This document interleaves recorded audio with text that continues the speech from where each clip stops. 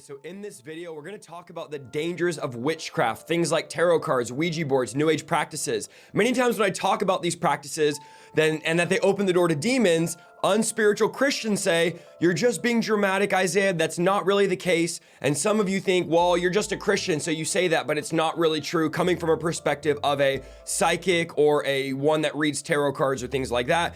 And I want to show you this from a perspective of an actual psychic. In the video we're looking at today, this is a real psychic who's practicing right now, who is going to warn us that these practices do open the door to spirits, and a spirit came in and made him extremely ill. So I want to show you, this is not just from a Christian perspective saying this, but those that are engaged in witchcraft and psychic readings, mediums, tarot cards, and all these other practices are warning as well. Now, this guy has over 100 million views on his channel, over 1 million subscribers. I will not tell you his name or share his channel because I don't want you going on his page. And he has literally hundreds of videos of him talking to demonic spirits, you know, claiming that these are dead celebrities or dead relatives of people. As we know, these are obviously just demonic spirits impersonating them, or familiar spirits.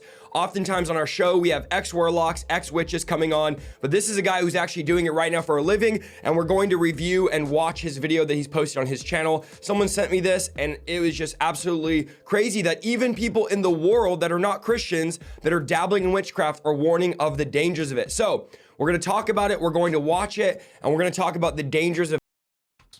All right, so are tarot cards dangerous? Can they open a portal?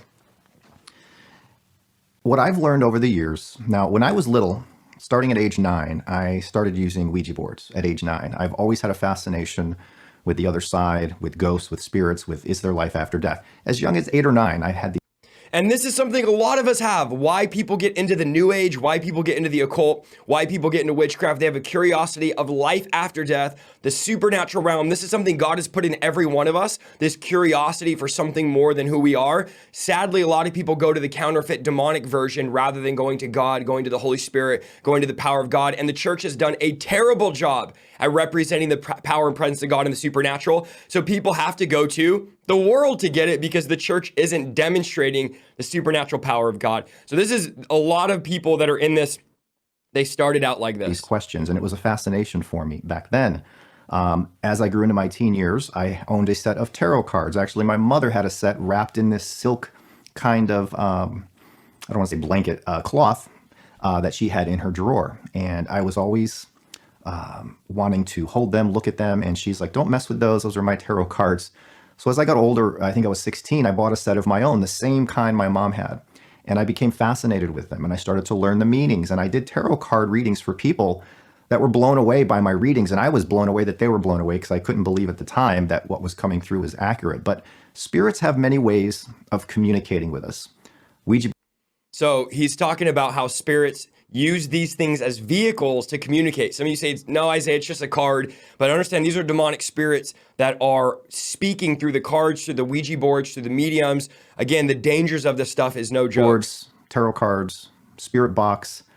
There's all kinds of ways through us, through our minds, through our bodies, through their touch. Each way, in my experience, any way that we contact a spirit is opening that connection between you and the spirit. It is opening a portal of sorts.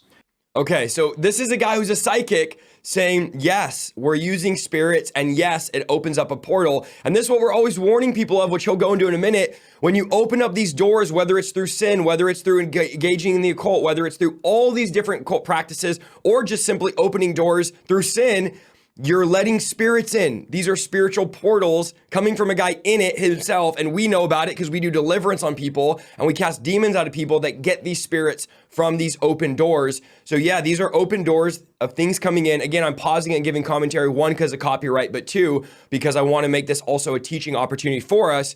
And this guy's admitting that these are open doors to spirits when you do these things. When you use a Ouija board, spirits use our body, they come through us.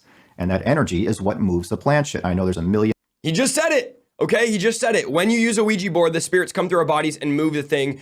These are, again, he's just saying it right up here. One or the other is moving that, and in some cases they do. But that's how spirits use a Ouija board.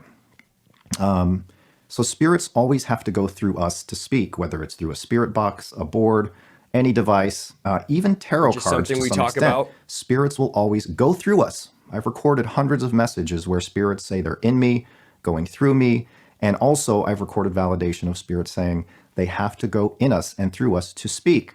I've talked in the past about attachment. Sometimes these spirits attach to you and they stay attached to you for a while. They could be a neutral spirit, a kind spirit. They can also, unfortunately, be a negative spirit. Okay, so he says sometimes they come, you don't want them. We've dealt with lots of people in deliverance that get spirits they don't want. I talk about an old friend of mine who had a little boy following him around for almost 2 years that came in through a Ouija board. And here's the thing about dabbling in this stuff and why I'm warning you guys of the dangers. You don't know what's coming through. Now, those of you watching that are Christians, say, oh, Isaiah, you don't need to keep talking about this. We're not.